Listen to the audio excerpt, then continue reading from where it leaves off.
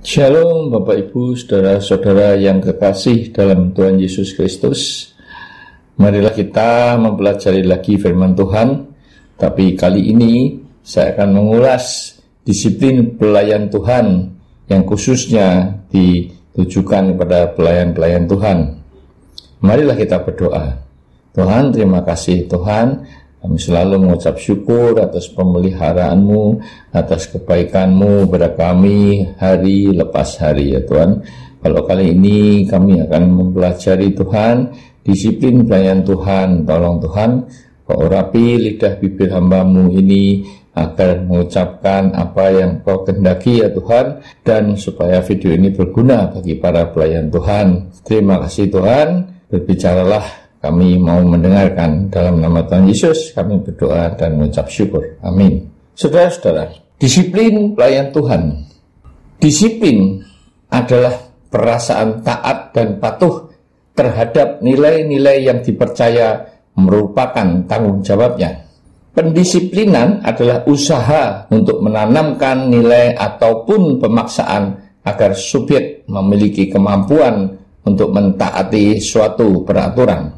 Ada ilustrasi seorang ibu dengan anak-anaknya membawa koper datang ke gereja tempat suaminya yang menjadi gembala gereja di situ. Gembala itu bertanya kepada mereka, "Kok membawa koper, mau pindah kemana?" Mereka menjawab, "Ya pindah ke gereja ini." "Mengapa?" tanya gembala itu. "Karena ayah jika di gereja, sikap dan sifatnya sangat berlainan dengan sikap dan sifat ayah ketika di rumah. Inilah hamba Tuhan yang jarkoni, iso ngujar ora iso nglakoni. Dia bisa berkhotbah tentang rumah tangga yang bahagia, harmonis, saling pengertian, bla bla bla, tetapi ternyata kehidupan pribadinya tidak sesuai dengan apa yang dia katakan di atas mimbar.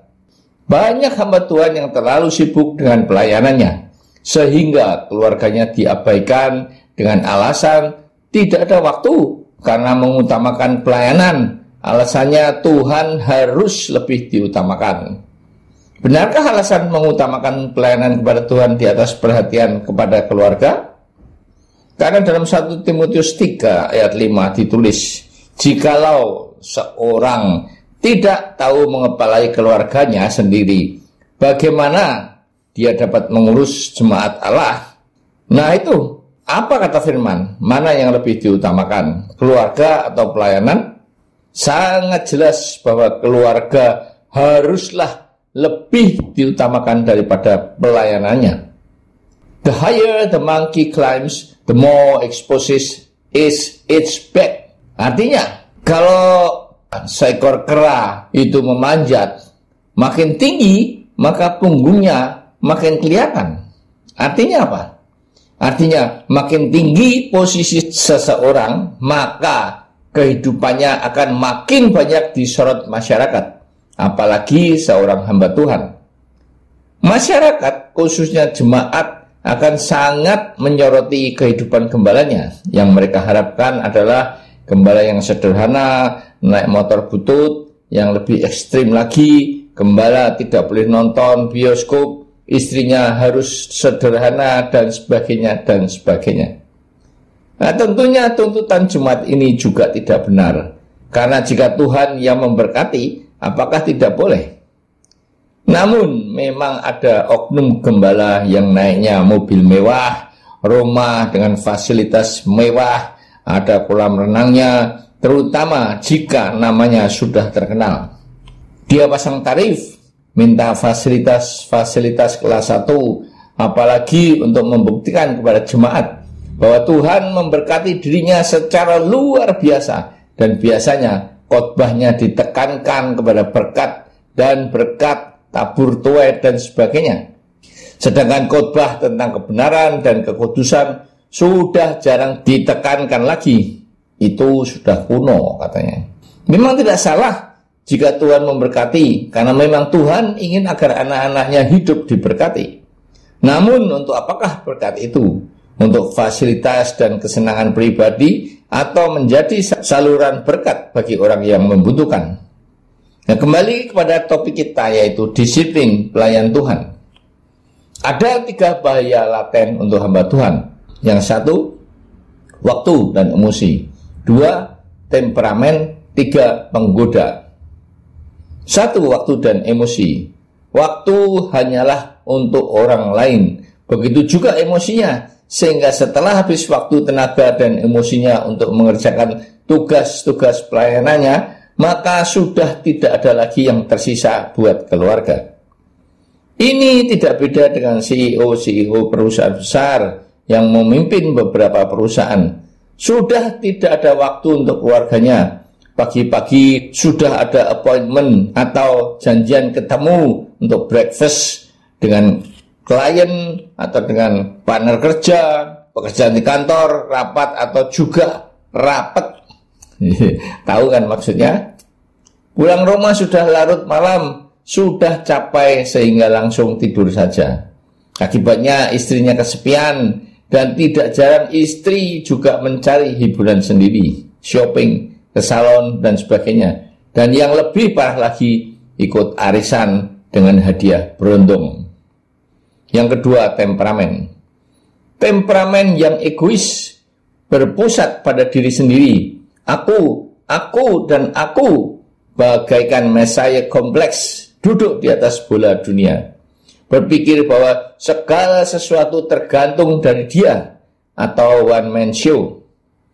Terlalu tinggi ekspektasi atau yang diharapkan, sehingga akhirnya merasa kesepian, bersalah, dan paranoid, dan putus asa, bahkan sampai ingin bunuh diri. Yang ketiga, penggoda. Iblis tidak akan meninggalkan kita sendirian. Tubuh sedang duduk tetapi pikiran sakit, yaitu memikirkan perkara-perkara lain dan bukannya untuk pelayanan Tuhan. Iblis lamanya ada untuk menggoda manusia. Iblis memakai pemimpin rohani sebagai target penyerangannya, karena jika pemimpin rohani gagal, maka semua orang yang dipimpinnya juga akan mengikuti pemimpin itu. Ketika ada pekerjaan besar, maka akan ada godaan seperti dalam 1 Korintius 16 ayat 9. Sebab di sini banyak kesempatan bagiku untuk mengerjakan pekerjaan yang besar dan penting, sekalipun ada banyak penentang. Godaan terbesar dan terberat adalah kejatuhan hamba-hamba Tuhan pada dosa perzinahan, selain juga uang dan ambisi bersaing untuk kedudukan. Beberapa oknum hamba Tuhan bisa berkhotbah tentang kesetiaan, perzinahan dengan akibat-akibatnya, namun sangat disayangkan dia sendiri malah jatuh ke dalam dosa perzinahan. Sebagai contoh, seorang gembala menyalahgunakan kepercayaan orang tua untuk membina kerohanian anaknya yang masih berusia 12 tahun. Tetapi malah dilecehkan oleh pendeta tersebut selama 17 tahun. Dan lebih celaka lagi, anak tersebut diajak berdoa setelah berzina agar hubungan keduanya langgeng. Inilah iblis yang menyamar sebagai pendeta. Padahal orang tua anak tersebut memberi jam tangan berharga 150 juta, ada yang 200 juta, dan hadiah-hadiah lainnya yang mahal-mahal. Bayangkan betapa iblis telah berhasil menguasai seorang pendeta lewat seks. Ada lagi yang dimulai dari konseling, akhirnya juga jatuh dalam dosa perzinahan. Padahal sudah diperingatkan 2 kali oleh majelisnya, namun tetap saja dia tidak berubah dan akhirnya dipecat. Istri yang tidak puas dengan suaminya atau mempunyai masalah-masalah lain cenderung untuk mudah jatuh ke dalam pelukan konselornya, karena memang kondisi perkawinannya sedang dalam masalah, atau dia memerlukan seseorang pria yang dapat mengayominya.